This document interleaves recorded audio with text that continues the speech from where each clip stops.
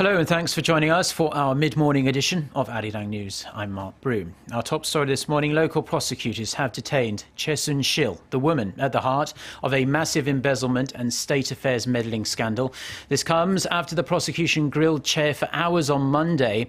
During her questioning in Seoul, President Park Geun-hye's longtime friend repeatedly denied all the allegations facing her. The prosecution now has 2 days to file a request for an arrest warrant. Minyoung has the report.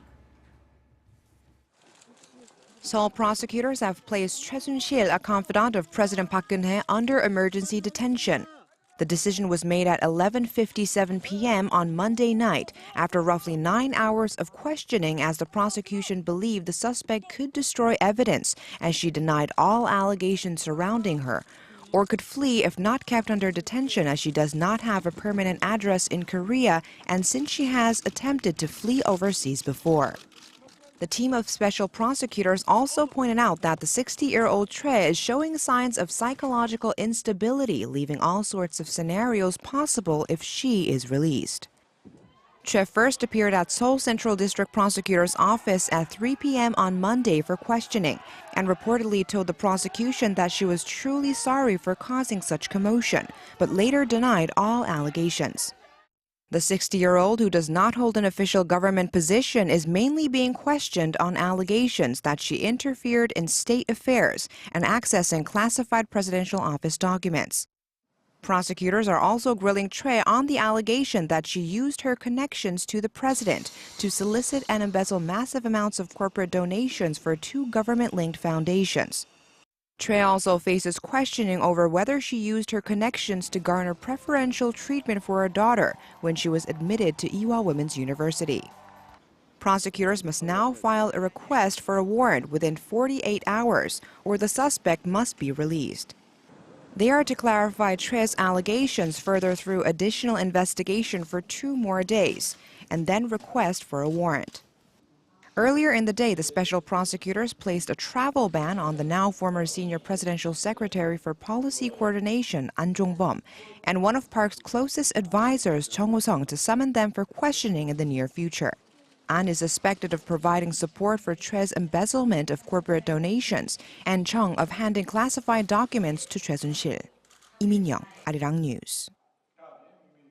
Now, amid the ongoing scandal, the floor leaders of Korea's 3 main parties will meet on this Tuesday in an attempt to deal with the political upheaval that has really shaken the nation to its core. The meeting comes a day after the parties on Monday failed to reach a compromise on how to manage state affairs at this time of crisis. Watchers say the parties will look to form a consensus, putting the top priority on a thorough investigation into President Park's close friend to determine to what extent she exerted influence on state affairs. The opposition parties have rebuffed the ruling party's proposal to form a kind of neutral cabinet composed of both ruling and opposition party officials.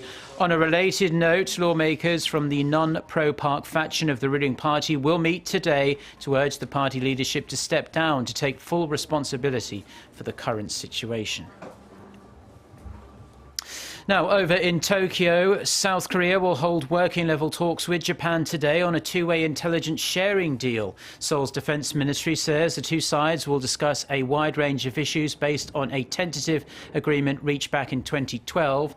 Last week, Seoul and Tokyo agreed to resume negotiations over the proposed General Security and Military Information Agreement aimed at better countering North Korea's nuclear missile threats. Under the prospective deal, the 2 countries would be able to share intelligence on threats without having to receive it from the United States, like they do under the current trilateral information sharing agreement. The ministry expects to seal the deal by the end of this year. The pact fell apart at the last minute 4 years ago. After it emerged, the governments were holding closed-door meetings to try and push it through. With the dust settling on the FBI's bombshell announcement on Hillary Clinton's emails, the White House has announced that President Obama does not believe the Bureau's director is attempting to influence the result of the November 8th election. Kim Mok-yeon reports. White House spokesman Josh Earnest said Monday that the administration will neither defend nor criticize James Comey's decision to communicate with the public about the Bureau's new investigation into Clinton's emails. He said Comey is a man of integrity, principle, and good character, adding that President Obama still has confidence in the FBI chief. And so, in the same way that I'll neither defend nor criticize Director Comey's decisions with regard to what to make public in the context of this investigation, I don't have any recommendations to make to him either with regard to what information should be communicated to the public. The statement comes as Democrats and some Republicans have been slamming Comey over his announcement to Congress, accusing him of placing his finger on the scales a matter of days before the election. Tennessee Congressman Steve Cohen, a Democrat, has even called for Comey to resign. Hillary Clinton says that if the FBI wants to investigate the emails, they should take a look at them because she's sure the Bureau will reach the same conclusion it did earlier this year when she was accused and later cleared of mishandling classified information. Clinton's Republican rival Donald Trump has praised the FBI and the Department of Justice, hailing them for their courage to right what he said was a horrible mistake. The latest NBC News SurveyMonkey poll released on Monday appears to show the scandal has not greatly influenced voters. Clinton retained her 6-point lead over Trump, 47% to 41%, the same gap tallied last week before the FBI made its announcement. Kim Mo-kyun, ARIRANG News. Korea's consumer prices grew at the fastest clip in 8 months in October. Statistics Korea says prices went up 1.3% last month from a year earlier, also marking 2 straight months of increase in the 1% range. The rise was mainly led by a sharp uptick in agriculture, livestock and fisheries products that soared over 8% in October on year, pulling up overall prices by 0.6 percentage points.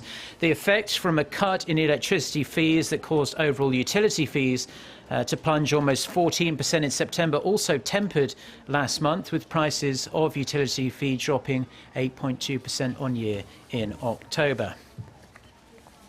And that's all the news we have for now. Our next bulletin is coming up at noon Korea time, so until then, goodbye.